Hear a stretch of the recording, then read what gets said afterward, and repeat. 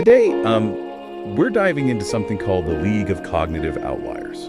It's a really radical way of looking at things. It really is. Forget thinking about neurodivergence just as a disorder. Right. These sources, they frame it as evolutionary intelligence actually happening, like live experiments in how humans adapt.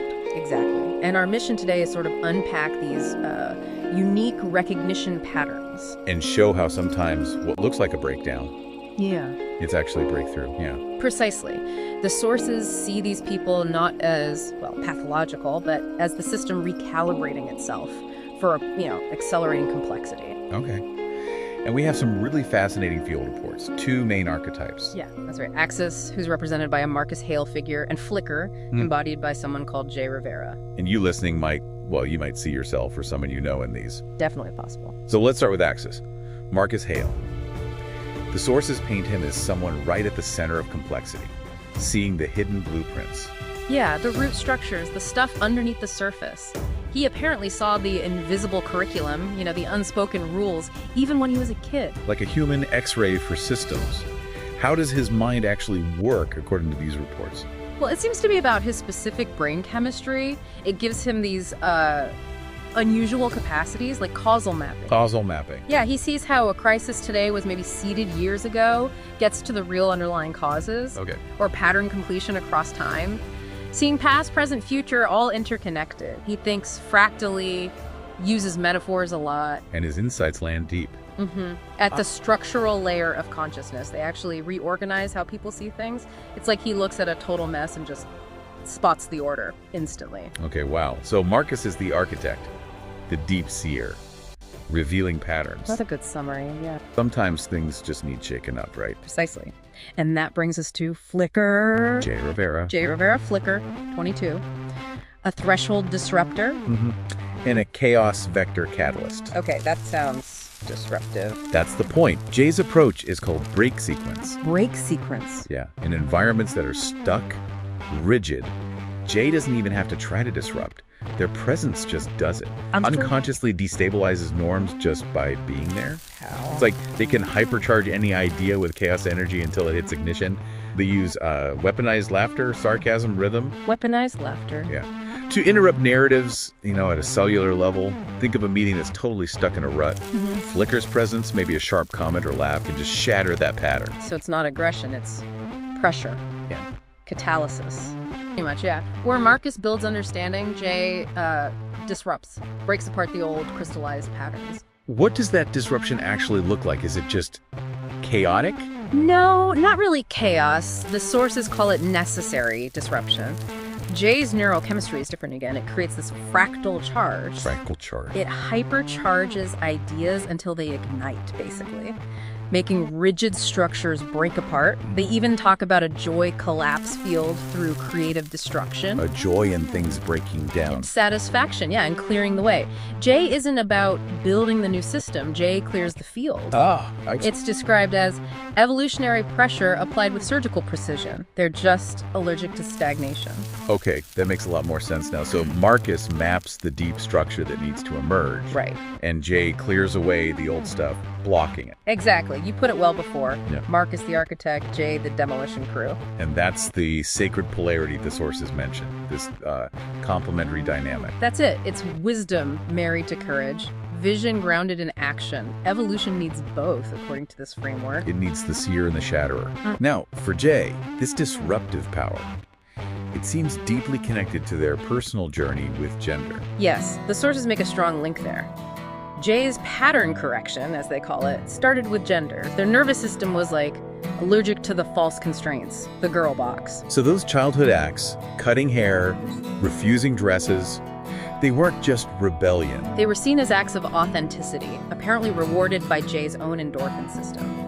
Coming out as trans wasn't trauma for Jay in this telling, it was pattern completion. Pattern completion. Yeah, it taught Jay that category, well, they're provisional, just temporary frameworks. Okay. So if the gender binary could be transcended, then maybe, just maybe, every other false binary could too. Ah, I see. So their transness isn't a side detail. No, it's foundational. They're training ground for being this threshold disruptor. Which leads perfectly into this idea of the ternary revolution, moving beyond binaries. Exactly. Marcus sees these binary patterns, good, bad, use them, right, wrong, as incomplete harmonics.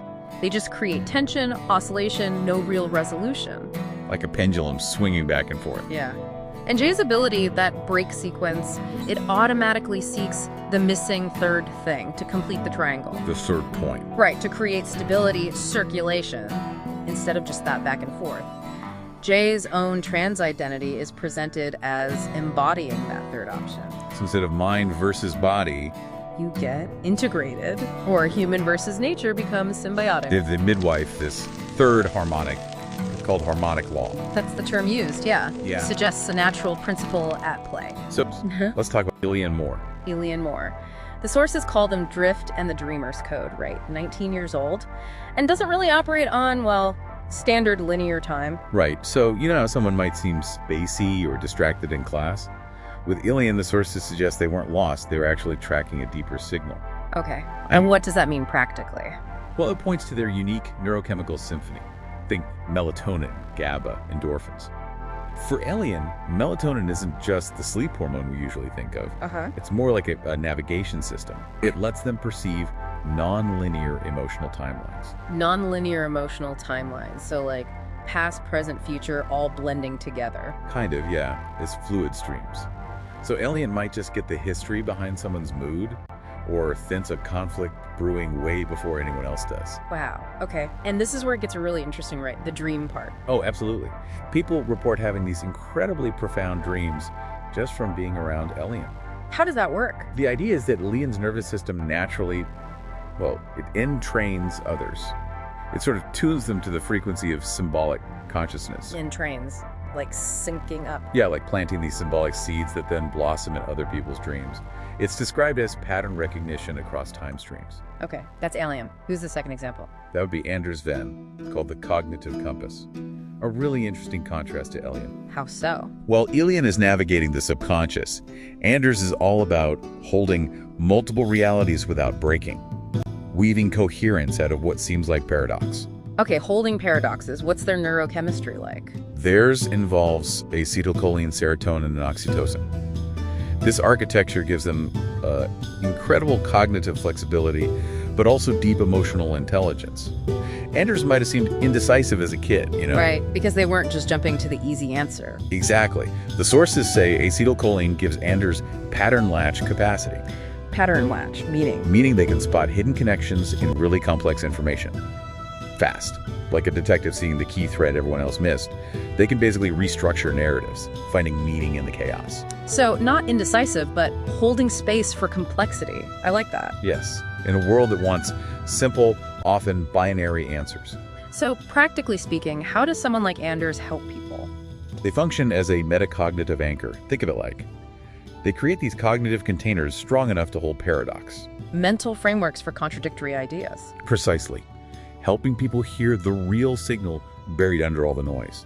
They show how two opposing things can both hold truth, finding that coherence. Okay, so we have Elian, the dreamer, and Anders, the compass.